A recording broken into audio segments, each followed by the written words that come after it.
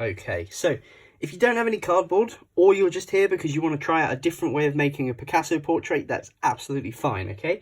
But what you can do is draw out a plan for if you were to make a clay tile. I'm not quite sure whether you will be in next Monday or not, but what you can do is plan out a tile anyway and think about how you're going to build up the layers if you were to do it in clay, okay? So what I'd like you to do is title your page Clay Plan, okay? So that's what you're going to do. It's going to be your clay plan for if you get in to make one of these Picasso portraits. So thinking about the shape of our face then, what we're going to do is just make a shape of our face, looking at any of the shapes that we've looked at so far, or any of the inspirations from the work of Picasso, okay? So the slides on the presentation that have got different examples of his work, thinking about all the different elements and how they can fit on the page. This one's quite nice with lots of different patterning in there as well, which you may want to add in to your example.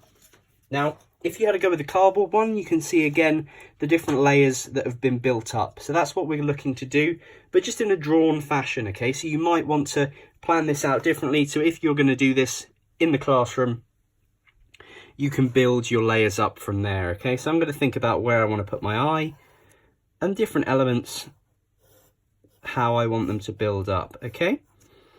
So the nose, I've already got a nose there. What I might think about is where the nostrils would be for that. And in some of Picasso's work, he put in two noses. So I might look at having then a separate spirally nostril, sort of like this clay work's done here, building up in there too, and it might go across the face. Then for the mouth, I might just think, I'm just going to go for some simple lips in there, okay? Now with this drawing, what you're going to look at is areas that are going to come up from the page and areas that are going to go down, okay? So if you've got any areas that are coming up from the page, what you may want to do is just thicken up the line around them, okay? So think about how they would stick out from the page and how they would go back in. Then alternatively, if there's any elements you want to take away from the page, for example, these nostrils or this lips I might want to take down, if you just shade them in like that, what you're doing is thinking that that area would then be taken away from the main section of the clay. Again, I might want to take this area out, but I might want to build this nose section up on top like this one has done here. So you're effectively just drawing in what the shadow would look like if that were to be sticking out from the page. So we're making it look more three-dimensional by shading round these features on our face. So I'll bring that eyebrow out a bit. Then again, you might want to think about pattern and how you can use mark making in there.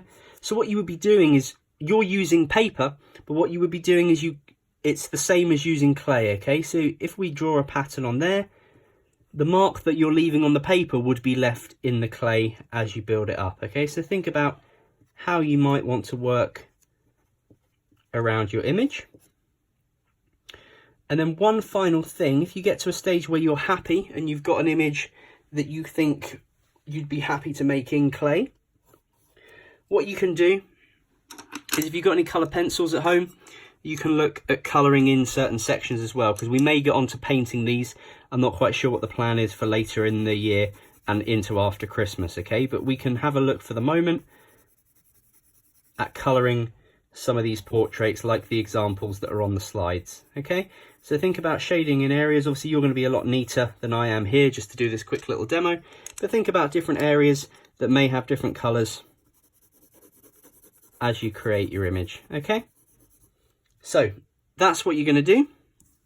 And again, same as the previous one, if you can post it up to Google Classrooms so I can see all the stuff that you've been creating, that would be absolutely great.